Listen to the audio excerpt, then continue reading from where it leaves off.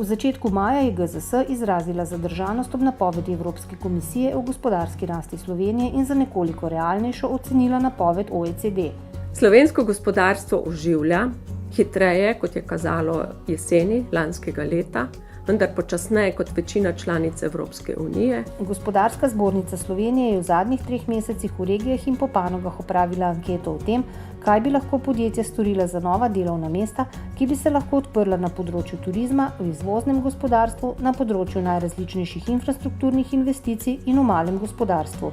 Gre za potencial na 10 tisoče delovnih mest, za katere pa potrebujemo seveda tudi ustrezno makroekonomsko okolje, predvsem neko transparentno industrijsko razvojno politiko in ukrepe, s katerimi bi to lahko izpeljali.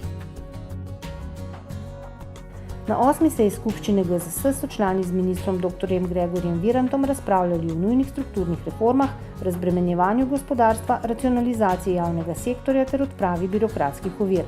Po njegovem mnenju se bo v prihodnje potrebno posvetiti izboljšanju konkurenčnosti, kar pomeni predvsem naslednji korak pri reformi trga dela, stabilizacija davčnega sistema in nižanje davčnih bremen in debirokratizacija.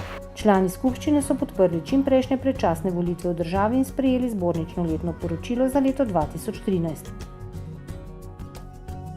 Poslovni zajtrki na GZS, ki jih pripravlja Center za mednarodno poslovanje, so tokrat gospodarstvenikom ponudili priložnost, da se seznanijo z možnostmi za izvoz in naložbe v Belgiji. Tista percepcija, da gremo z najnižjo ceno na neko belgijsko tržišče, zagotovo ni pravi pristop. Predvsem je tukaj mogoče potrebno dati spodbudo slovenskim podjetjem, da se bolj osredotočijo na samo kvaliteto storitve in pa neko dodano vrednost. In Vietnamu. Vietnam is now one of the 5 economy most dynamic and most growth in Southeast Asia. 20. maja se je na Gospodarski zbornici Slovenije odvijal gospodarski del Dneva Afrike, slovenski poslovnež, ki že vrsto let posluje v Nigeriji, pa je predstavil poslovne priložnosti na nigerijskem trgu. Nigerija je velik izvoznik nafte, ima pa velike možnosti razvoja v kmetijstvu, ker tu je bila včasih kmetijska država, je najhitreje rastoče tržišče trenutno v Afriki. Kompetenčni centri Slovenije so v sodelovanju z GZS, Centrom za mednarodno poslovanje, pripravili srečanje slovenskih podjetij z vodstvom Evropskega poslovnega in tehnološkega centra iz Indije. You see, there's a lot of opportunities in India, in the environmental space, in the energy space, in the biotechnology space, in the transport space, and Slovenia has a lot of technologies, a lot of solutions, and a lot of companies that can be useful and beneficial to the Indian market. V organizaciji Gospodarske zbornice Slovenije, Ministrstva za izobraževanje, znanost in šport ter Slovenskega gospodarskega in raziskovalnega združenja je na GZS potekal seminar o pravnih in finančnih vidikih priprave projekta Obzorje 2020.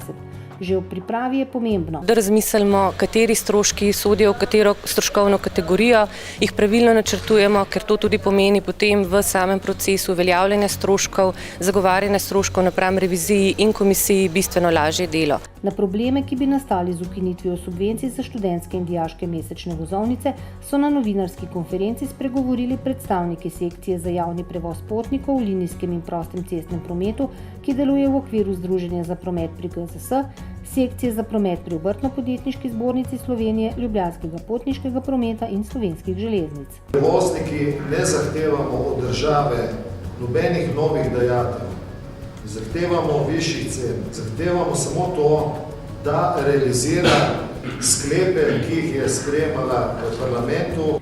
Gost majskega pogovora o petih je bil eden najvplivnejših slovenskih odvetnikov, dr. Peter Čeferin, ki se ukvarja s kazenskim in ustavnim pravom ter pravom osebnostnih človekovih pravic. Na Pravni fakulteti v Ljubljani je doktoriral leta 1988 s temo odvetnik, njegova neodvisnost nekoč in danes, posebej v Sloveniji. Osebno tudi znotraj prava vidim splošno in posebno družbeno angažiranost. Posebno je v tem, da pravnik v okviru svojega poklica, v okviru svoje dejavnosti, da dosledno se zavzema za spoštovanje načela ustavnosti in zakonitosti, kakor tudi za spoštovanje načel kodeksa poklicne etike. V okviru projekta Sinergija, ki je namenjen povečanju učinkovite rabe energije skozi prenos inovacij v živilska mala in srednje velika podjetja v mediteranski regiji, je GZS Zbornica kmetijskih in živilskih podjetij pripravila forum o metodah izboljšanja energetske učinkovitosti v živilstvu. Prvo je mogoče poudariti, da je gospodarska zbornica zelo uspešna pri vključevanju v evropske projekte za spodbujanje energetske učinkovitosti.